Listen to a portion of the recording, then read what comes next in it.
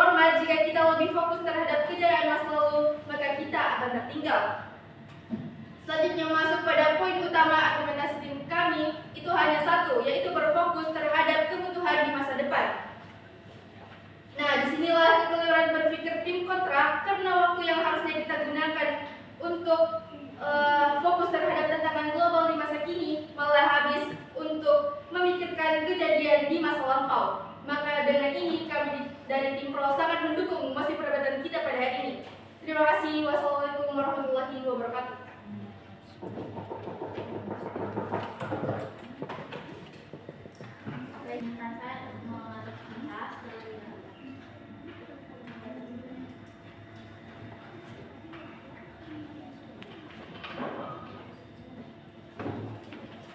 Baik, debat akan mulai dalam hitungan 3, 2, dan 1. Juri, mosi kita kali ini yaitu Dewan ini percaya bahwa narasi kejayaan masa lalu Nusantara seperti di era Majapahit dan Sriwijaya justru menghambat bangsa ini untuk berfokus pada tantangan global masa kini. Rasa dari mosi ini yaitu justru menghambat pada akhirnya. Tetapi kami di sini itu untuk bagaimana pada akhirnya membuktikan Anda bahwa ini tidak selayaknya untuk menghambat, tapi untuk bagaimana pada akhirnya mendukung ataupun meluruskan hal yang ada di bangsa itu sendiri. Pun juri sebelum masuk jauh ke ranah argumentasi saya, mari merespon argumen lawan. 1. Mereka mengatakan bahwa urgensi mereka adalah tantangan global saat ini. Tetapi mereka itu tidak menjelaskan bagaimana tantangan global yang mereka maksud pada akhirnya, bagaimana itu bisa mereka atasi dari sisi mereka pada akhirnya.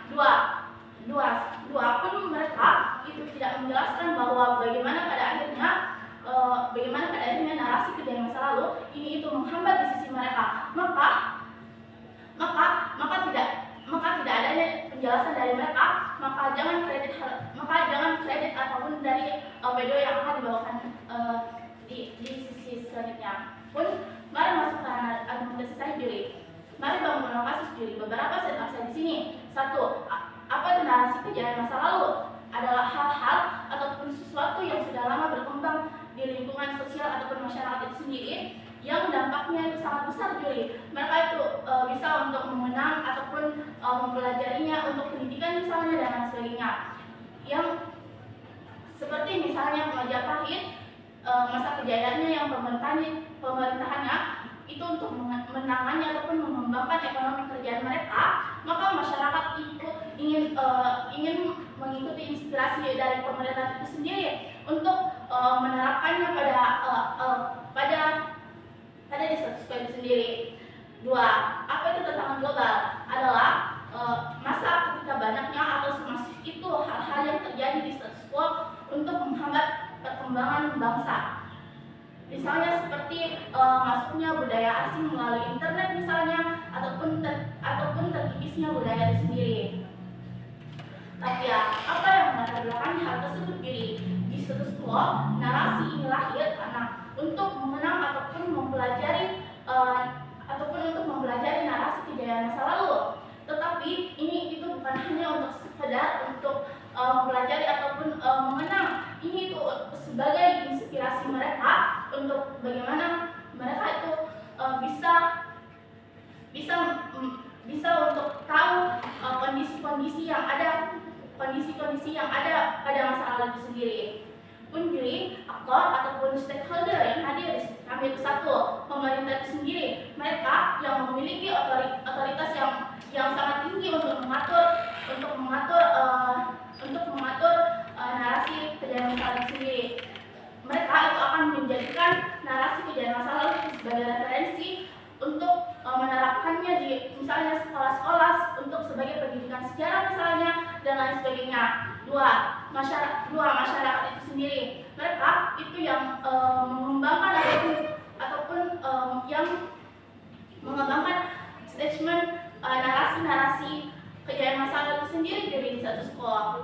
Pun urgensi yang hadir di sisi kami itu adalah terkikisnya budaya ataupun semangat dari masyarakat itu sendiri. Maka kami di sini itu ingin pada akhirnya masyarakat ataupun generasi muda itu tidak punah budaya pada dalam diri mereka itu sendiri. Jadi beban pembuktian yang hadir di sisi kami yaitu satu, membuktikan bahwa narasi kejayaan masa Nusantara itu masih relevan dan tidak menghambat bangsa di status quo itu sendiri. Dua, membuat masyarakat itu mampu untuk berkembang pada akhirnya untuk mereka itu menerapkan misalnya ataupun dan sebagainya.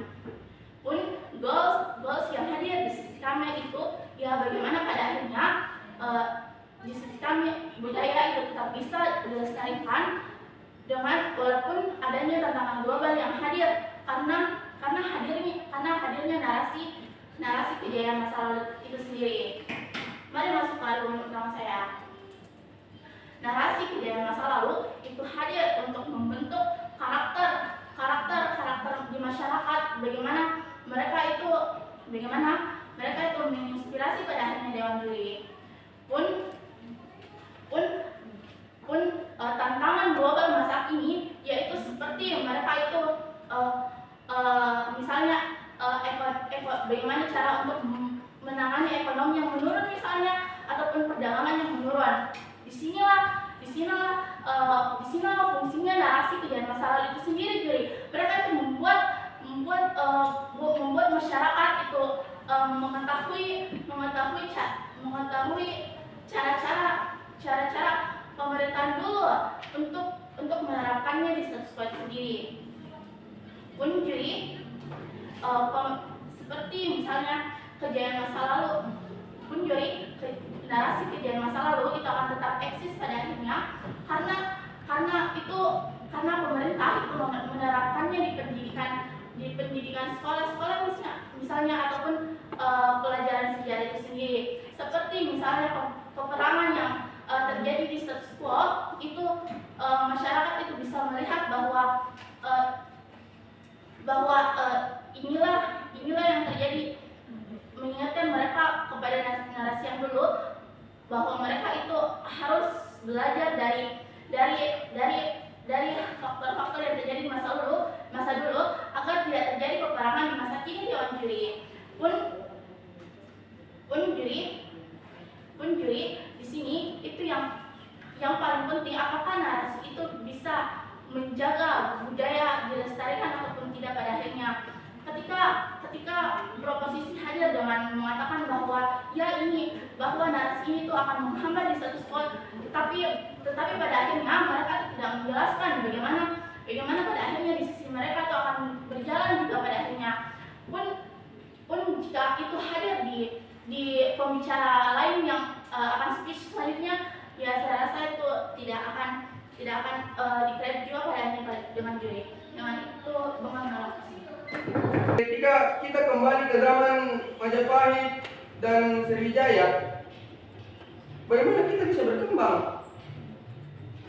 Kalau kita bisa melihat contoh di negara-negara lain, mereka fokus melihat masa depan dan hasilnya apa? Mereka negara-negara yang berhasil, contohnya Cina, Jepang, Korea, karena dia fokus kepada masa depannya. Jadi ketika kita kembali ke masa lalu, apa hasil yang kita dapatkan? Bukankah seperti itu? Demikian Dewan Juri yang arif dan bijaksana. Nah, ketika kita mau kembali kepada argumen bahwa kita harus kembali atau kita bisa mengikuti era Majapahit dan Sriwijaya, otomatis bagaimana kabar untuk generasi muda kita ke depannya? Apakah kita tidak kasihan melihat mereka yang saat ini dia telah mati-matian mempelajari hal-hal yang harus kita kembangkan di masa depan, tapi kita harus kembali ke masa lalu? Untuk apa Dewan Juri? Oke, mungkin cukup sekian argumen yang sangat singkat dari saya. Wabillahi taufiq wal hidayah. Wassalamualaikum.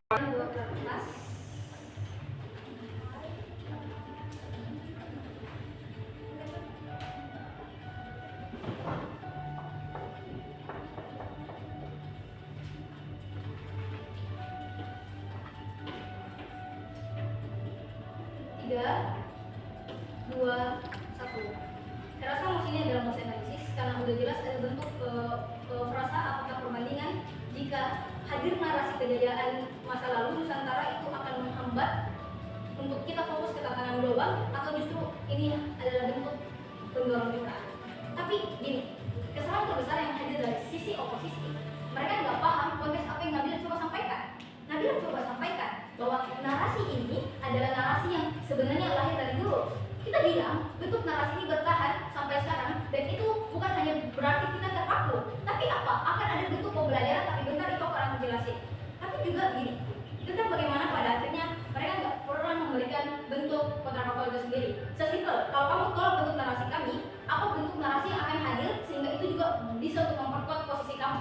Tapi oke, lihat, mereka bilang bahwa kesalahan di sisi kami adalah karena cara penyampaian kita yang terbata-bata atau dan sebagainya. Juri sadari pada akhirnya di debat ini yang dinilai juga adalah tentang materi itu juga bukan. Makanya pada akhirnya ini juga nggak penting. Itu terlalu keluar konteks. Tapi juga tentang dua, yaitu kasus terbesar yang hadir di sisi mereka, yaitu kekhawatiran mereka soal generasi sekarang yang takut terpaku ke masa lalu. Tapi juri lihat, kita belajar dari masa lalu. Sesimpel analoginya, kalau kamu habis jatuh di lubang ini ketika kamu lewat jalan A, maka untuk hari esok kamu nggak akan lewat jalan A itu, bukan? Artinya kamu akan mencoba cara jalan lain untuk pada akhirnya kamu nggak mau terjatuh lagi. Ini adalah bentuk pembelajaran yang ada di sisi kami. Tapi ini akan saya jelaskan lebih lanjut lagi. Tapi juga tentang dua, bahkan kalau misalkan dia terpaku, ya nggak apa-apa. Karena pada akhirnya ini juga bagus kok untuk pada akhirnya kita penuhi bentuk tantangan bisa mengkonter tantangan global itu sendiri. Sadari, rasa mosi adalah pada akhirnya siapa yang paling bisa kuat dalam menghadapi tantangan global itu, bukan? Tapi mereka bahkan nggak pernah jelasin. Tapi oke, kita konteks kembali. Kalau misalkan kita bilang tantangan global itu adalah bentuk seperti bagaimana bentuk globalisasi hadir, bahkan dalam dua konteks di sini, yaitu satu bagaimana bentuk peperangan dari negara-negara global, negara-negara luar yang masuk ikut mau menyerang kita, ataupun juga dan dua bentuk globalisasi berupa budaya-budaya luar yang ikut masuk dari media sosial juga. Tapi oke. Sebenarnya bentuk narasinya seperti apa? Simpel ketika narasi hadir seperti narasi bahwa dulu Nusantara itu ada raja-raja rupa, raja-raja jalur perdagangan dan sebagainya. Atau tentang bagaimana pada akhirnya pemimpin kita yang cukup luas dan cukup bertahan juga, bukan? Tapi oke, mari masuk ke ya, karena argumentasi saya. A. Kenapa dengan hadirnya narasi kejayaan masa lalu itu sama sekali nggak menghambat? Satu, ini sebagai titik pengingat Nusantara. Di masa lalu, bentuk budaya dan hadirnya narasi itu sangat kental dengan budaya-budaya dan bentuk hal-hal seperti kultur, kepercayaan dan lain sebagainya. Artinya, ini bisa menjadi titik pengingat ketika hadirnya bentuk globalisasi dari luar, ketika itu menyerang bentuk-bentuk psikologis atau bentuk mental kamu, bentuk pemikiran kamu. Artinya dengan hadirnya naiknya kembali narasi-narasi ini, itu mengingatkan bahwa sebenarnya dulu itu Indonesia adalah negara dengan bentuk rempah-rempah yang tinggi, yang banyak. Artinya ini mengingatkan bahwa ya sumber daya alam Indonesia itu sebanyak itu, semasif itu, makanya kita mau coba lindungi ini. Ini akan menjadi bentuk dorongan bagi pada akhirnya bagaimana kita tahu yang mana yang harus dilindungi juga, bukan? Tapi oke, sejauh ini bentuk ini adalah hal yang eksklusif di sisi kami. Ketika pada akhirnya kita bisa menjaga hal ini dari tantangan global itu sendiri. Tapi ya apa impactnya? Sesimpel bagaimana ini menjadi referensi untuk penguatan pemerintah dan negara. Karena pada akhirnya dia tahu bagaimana bentuk kejadian bahkan di masa-masa jaya dulu mereka jatuh itu karena apa? Itu menjadi bentuk pembelajaran juga. Bagaimana pada akhirnya mereka itu nggak mau ini terjadi di pemerintahan mereka. Dia tahu yang mana harus menjadi hal-hal juga yang dulunya juga diserang oleh sektor-sektor lain. Tapi dua, ini bisa membuat kebijakan-kebijakan yang baik juga. Artinya seperti kamu akan menyesuaikan bentuk kebijakan itu seperti apa dan bagaimana pada akhirnya itu juga akan berjalan di sisi kamu. Tapi juga tentang bagaimana pada akhirnya di sisi kami itu akan mendorong narasi ini sebagai bentuk dorongan atau motivasi ke generasi-generasi muda. Bagaimana pada akhirnya mereka mau untuk bergerak, mau untuk meneruskan narasi ini. Tapi saya rasa Nabila udah jelasin kepada kita semua bagaimana bentuk narasi eksis ini. Artinya sesimpel ketika hadirnya bentuk sejarah, bentuk pembelajaran sejarah yang udah hadir sedari dulu, bagaimana pada akhirnya ini akan terus hadir. Tapi oke, kami ambil ini bentuk kekhawatiran mereka. Mungkin karena satu, ini sebenarnya bukan menghambat, tapi bagaimana pada akhirnya kurang ada metode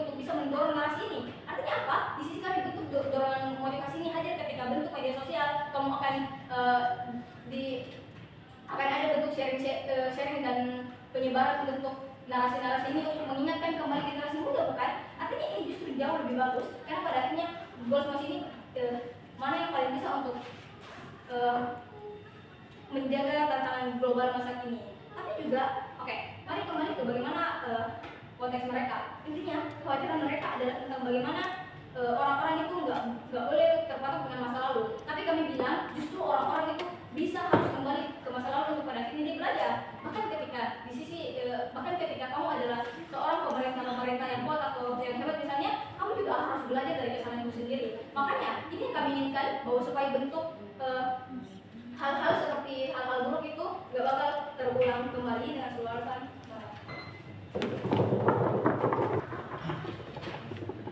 Selanjutnya penyampaian argumen bicara ketiga dari pihak kontribusi.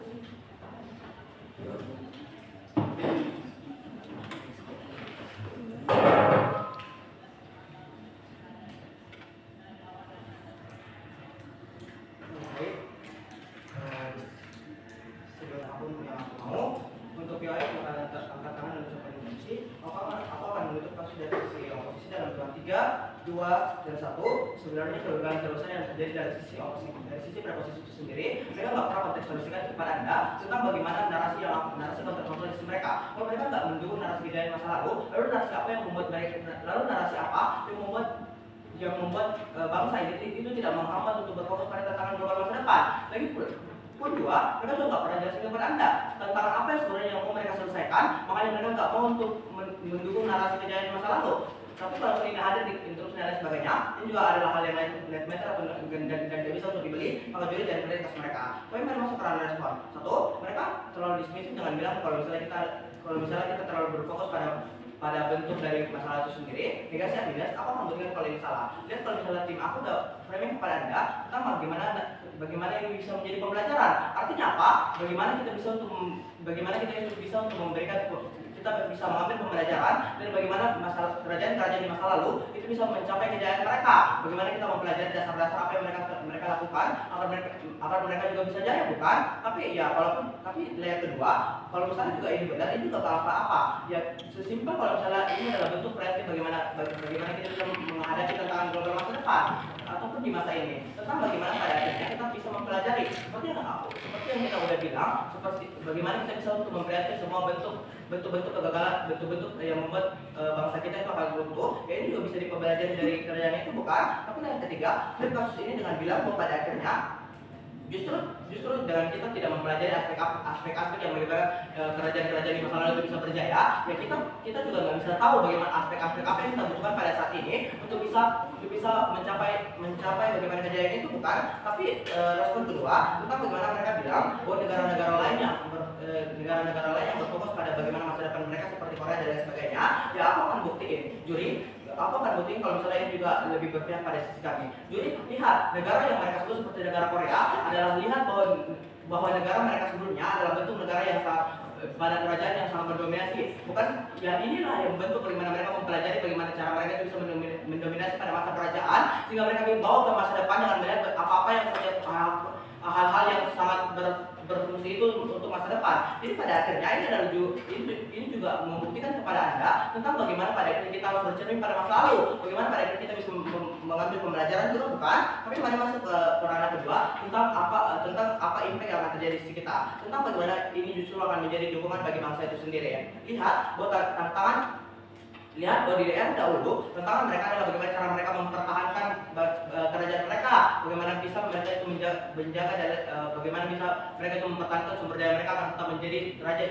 kerajaan yang sangat baik. Tapi lihat bahwa bagaimana penggambaran tantangan yang akan hadir di era sekarang adalah tentang bagaimana kita akan bisa menjaga budaya-budaya kita dari era globalisasi dan lain sebagainya. Tapi ya ini yang justru kami sedang jelaskan kepada Anda tentang bagaimana ketika misalnya kita akan bercermin dari bagaimana kerajaan-kerajaan di masa dahulu itu bisa mereka mempertahankan rempah-rempah mereka misalnya, atau mempertahankan bagaimana perjalanan maritim mereka misalnya dan lain sebagainya. Ini sudah yang kita mau. Bagaimana kita juga sebagai bangsa pada saat ini kita mau mempertahankan budaya-budaya kita dari paham-paham budaya lain. Ini yang sebenarnya kita coba jelaskan kepada Anda. Jadi pada akhirnya ya Sesimpel bahwa kerajaan seperti Majapahit juga memperjuangkan kekuasaan mereka, kerajaan Sriwijaya juga yang mempertahankan bagaimana sumber daya mereka. Ya inilah dia globalisasi inilah yang sangat diperlukan bagaimana hal-hal fundamental kita, seperti kita bisa untuk menirukan bagaimana semangat mereka, bagaimana kerukunan mereka, bagaimana mereka itu bisa harmonisan dalam menjaga suatu kerajaan mereka, bukan? Tapi ya, marilah yang aku dapat dari perbuatan kali ini, yaitu tentang apakah yang lebih penting adalah kita mau untuk belajar dari masa lalu supaya kita bisa menjaga bagaimana ke depannya kita tidak akan mengulangi hal yang sama, atau kita hanya membuat fokus pada depan tanpa arah dan bagaimana apa yang sebenarnya kita harus fokuskan. Saya rasa kita sebagai tim oposisi udah jelasin kepada Anda bahwa tanpa bentuk penggambaran dari masa lalu itu juga tidak tahu apa yang sebenarnya kita harus lakukan untuk bisa maju ke depan. Tapi di sisi mereka cuma mau berfokus kepada masa depan. Lagi pula di sisi mereka juga tidak akan pernah menjelaskan bentuk pemfokusan ke masa depan ataupun masa ini itu seperti apa. Atau juga jalan kreatif mereka. Kita lihat seperti negara-negara maju, kita bisa bercermin di negara mereka seperti negara Cina dan Jepang. Lihat di negara Cina, mereka sedang masa kerajaan ataupun negara Jepang, selama mereka masih di masa kerajaan, mereka berfokus pada bagaimana kerajaan mereka itu bisa lebih unggul dari kerajaan lain, bagaimana mereka bisa memfokuskan bagaimana kerajaan mereka itu bisa memanfaatkan sumber daya manusia mereka, bagaimana sumber daya alam mereka dan lain sebagainya. Ya ini juga terbawa sampai akhirnya mereka bisa menjadi sebuah negara, bagaimana mereka bisa memanfaatkan sumber daya mereka juga, bukan? Jadi pada akhirnya lihat sekarang negara Cina dan Jepang itu menjadi negara yang maju. Karena apa? Karena mereka mempertahankan bagaimana cara mereka untuk bisa menjadi jaya pada masa kerajaan, yang pada akhirnya juga akan berimpact pada bagaimana mereka juga bisa akan menjadi negara yang sangat baik juga. Jadi tidak usah alasan bangga menjadi tim oposisi ini. Tapi saya rasa ini juga nggak pernah hadir, makanya sebenarnya dari awal friend mereka juga udah nggak sekuat itu untuk bisa ditulis. Tapi lihat, oposisi hadir dengan narasi bagaimana tentang narasi ini bisa bertahan sampai sekarang, sesimpel karena ada bentuk pembelajaran sejahtera ataupun hal-hal yang sudah disebutin oleh pesan saya. Dan bagaimana pada akhirnya ini gak menghambat, karena beberapa 3 faktor yang aku bakal jelasin tadi. Saya rasa konsumsi ini adalah ya bagaimana sisi mana yang paling bisa membuktikan bahwa bentuk penolakan, bentuk perlawanan mereka ke globalisasi dan bentuk kelestarian itu juga akan jauh lebih di sisi mereka untuk pada akhirnya bisa memenangkan perdebatan ini. Tapi kita lihat apa kasus terbesar yang ada dari oposisi yang pada akhirnya ini cukup untuk dipilih dan dimenangkan. 1. Kita hadirnya bentuk motivasi dan setiap pengingat yang sebenarnya ini udah cukup kuat dari awal. Artinya apa? Bentuk budaya mental yang ada di situ, bentuk kesalahan-kesalahan atau bentuk budaya-budaya mental dan bentuk identitas apa yang menjadi keunggulan di sisi oposisi ataupun dari negara ini sendiri itu akan kembali dinaikkan isu-isunya sehingga membuat orang sadar bagaimana bahwa di era-era peperangan, bahkan di era peperangan tahu bagaimana yang harus mereka perkuat juga, bukan? Tapi oke, tentang kedua, bagaimana sebagai ini menjadi bentuk pembelajaran. Kami bukan hanya sekedar terpaku dan mengingat masa lalu, tapi bagaimana tentang ini menjadikan hal itu menjadi bentuk pembelajaran, menjadi bentuk perbaikan. Artinya kalau itu hanya sebagai bentuk terpaku, gak bakal ada bentuk digitalisasi yang semacam ini, gak akan ada bentuk ekspor yang semacam ini, karena pada akhirnya kita hanya untuk melihat masa lalu. Saya rasa itu salah, karena pada akhirnya lihat kita itu sudah berkembang dan seprogresif ini, karena bagaimanapun hadir juga bentuk pembelajaran juga, bukan? Tapi tentang 3 yang udah aku jelasin dari awal, yaitu tentang bagaimana kebijakan yang bakal menyesuaikan dengan keunggulan Indonesia. Sesimpel ini hanya eksklusif di sisi kami, karena bagaimana ketika kamu tahu narasi-narasi yang dulu yang berkembang di masyarakat juga, bukan? Tapi oke, kita lihat sisi proposisi. Seharusnya pertanyaan besar yang hadir di sini adalah kenapa kalau narasi itu kenapa kalau narasi itu nggak ada, aktor-aktor negara mereka itu akan tetap kuat melawan bentuk globalisasi itu sendiri. Lihat, mereka